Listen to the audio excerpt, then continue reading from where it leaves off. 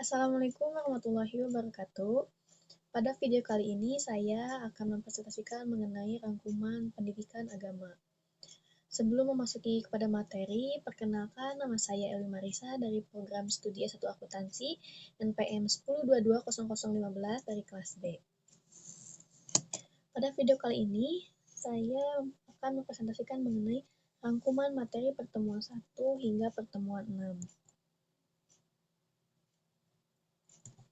Yang akan saya bahas yaitu yang pertama ada definisi syahadatain, yang kedua kedudukan syahadatain dalam syariat Islam, yang ketiga yaitu syahadatain dalam proses kehidupan manusia, yang keempat hubungan rukun iman dan rukun Islam, yang kelima fungsi syahadatain, dan yang terakhir adalah hakikat syahadatain.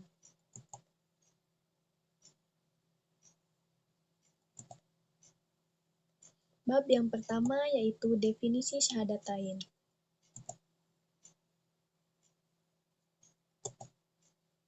Kata syahadatain merupakan masdar dari kata syahida, wajan fa'ila, yaf'alu fa'alatan.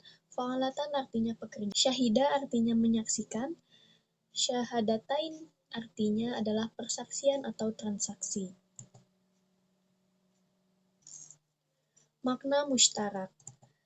Dalam Al-Quran, kalimat atau kata syahida mempunyai arti yang berbeda-beda, tergantung kepada kalimat yang mengikutinya, seperti menyaksikan, terdapat dalam Quran Yusuf ayat 81, kemudian ada menghadiri, terdapat dalam Quran surat Al-An'am ayat 32, kemudian ada menyatakan, terdapat dalam Quran surat Al-Baqarah ayat 204, kemudian ada mengakui, terdapat dalam Quran surat An-Nisa ayat 166, kemudian ada mengikuti, terdapat dalam Quran surat An-Nisa ayat 72, dan yang terakhir ada mengetahui, terdapat dalam Quran surat Al-Imran ayat 70. Makna muradif dan syar'i. Syahadatain menurut makna muradif adalah proklamasi, sumpah, pengakuan atau ikrar, dan menurut makna syar'i, secara syar'i, syahadatain memiliki makna yaitu yang pertama ada ikatan atau akidah, yang kedua adalah perjanjian.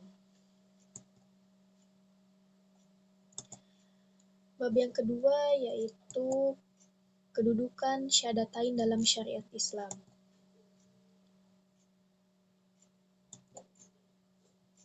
Syahadatain adalah syariat Islam sama dengan syariat sholat, zakat, puasa, haji, munakah, jihad, dan sebagainya. Kedudukan dua kalimat syahadatain dalam syariat Islam merupakan prinsip dasar yang menjadi penentu keabsahan dan diterimanya atau tidaknya amal para hamba. Adapun kedudukan syahadatain dalam Islam adalah yang pertama yaitu rukun pertama, rukun Islam. Yang kedua, perwujudan al-wala dan al-bara. Yang ketiga, tujuan akhir proses dakwah. Yang keempat, akar atau pohon Islam. Yang kelima, pondasi bangunan Islam. Dan yang terakhir adalah penjaga hati. Bab yang ketiga yaitu syahadatain dalam proses kehidupan manusia. Tahapan yang pertama ada tahapan kehidupan manusia. Yang pertama ada tahapan pertama yaitu kematian pertama. Disebut kematian pertama karena ruh dan jasad belum bersatu. Jasad dalam bentuk janin masih dalam proses, sedangkan ruh masih dalam arwah. Kemudian tahap kedua yaitu kehidupan pertama. Hidup artinya ruh dan jasad telah bersatu. Kehidupan pertama dimulai ketika Allah meniupkan ruh ke dalam jasadnya. Yang ketiga, tahapan ketiga yaitu kematian kedua. Tahapan yang pasti dialami oleh setiap manusia, bahkan oleh setiap makhluk yang bernyawa. Tahapan yang keempat yaitu kehidupan kedua. Sebelum mengalami kehidupan kedua ini, manusia akan mengalami beberapa tahap, yaitu kehancuran alam semesta, hari kebangkitan, hari perhitungan, dan hari pembalasan. Yang kedua ada sikap manusia tentang syahadatain. Beribadah kepada Allah Subhanahu wa Ta'ala tentunya harus sesuai dengan aturannya, yaitu mengikuti aturan Rasul atau utusannya. Yang ketiga ada orang-orang yang menolak melaksanakan syahadatain. Pada hakikatnya, orang yang menolak melaksanakan syahadatain adalah orang yang menolak melaksanakan syariat Islam. Bab yang keempat yaitu mengenai hubungan rukun iman dan rukun Islam. Iman berasal dari kata amana, artinya percaya atau menerima. Lawan katanya adalah kafaro, yang artinya menolak atau menutupi. Orang yang percaya atau menerima kebenaran disebut mukmin. Sedangkan kumpulan orang yang beriman disebut mukminin. Orang yang menolak atau menutupi diri dari kebenaran disebut kafir. Dan kumpulan orang-orang yang menolak kebenaran disebut kafirin. Rukun iman. Yang pertama ada iman kepada Allah, iman kepada malaikat Allah.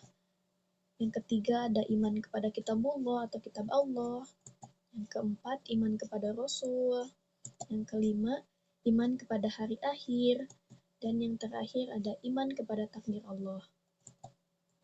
Rukun Islam.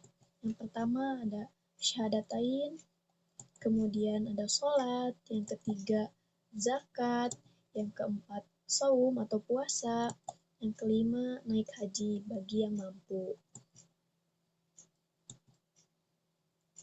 Hubungan rukun iman dengan rukun Islam tampaknya terpresentasikan dalam hadis yang diriwayatkan oleh Ibnu Majah.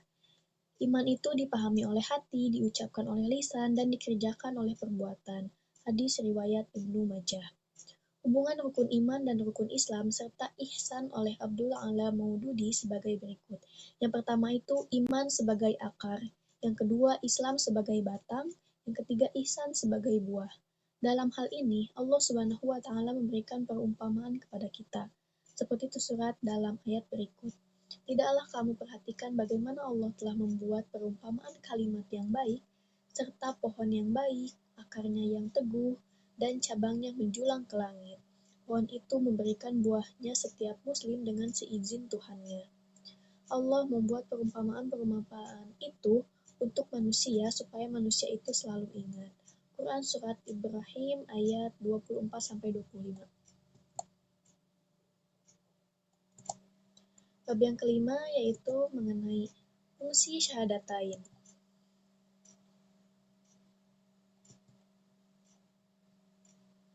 Fungsi syahadatain yang dimaksud di dalam risalah ini adalah kegunaan atau pengaruh pelaksanaan syahadatain terhadap kehidupan seseorang, terhadap kehidupan masyarakat. Dalam sejarah Nabi dan Rasul, syahadah sebagai kalimah yang diperjuangkan dan kalimah inilah yang menggerakkan dakwah Nabi dan Rasul.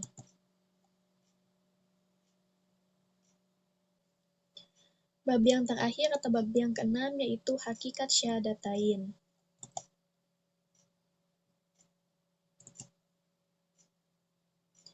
Seseorang dikatakan muslim apabila dia melaksanakan syariat Islam yang diawali dengan pelaksanaan rukun Islam yang pertama yaitu syahadatain. Yang pertama ada syahadah uluhiyah, adalah pengakuan keilahan Allah dan menafikan semua ilah selain Allah. Lafal syahadah uluhiyah terdiri dari kalimat yang pertama persaksian atau asyhadu, yang kedua thayyibah la ilaha illallah, yang ketiga hakikat kalimah la ilaha illallah, yang keempat tauhid uluhiyah, yang kelima adalah syirik uluhiyah.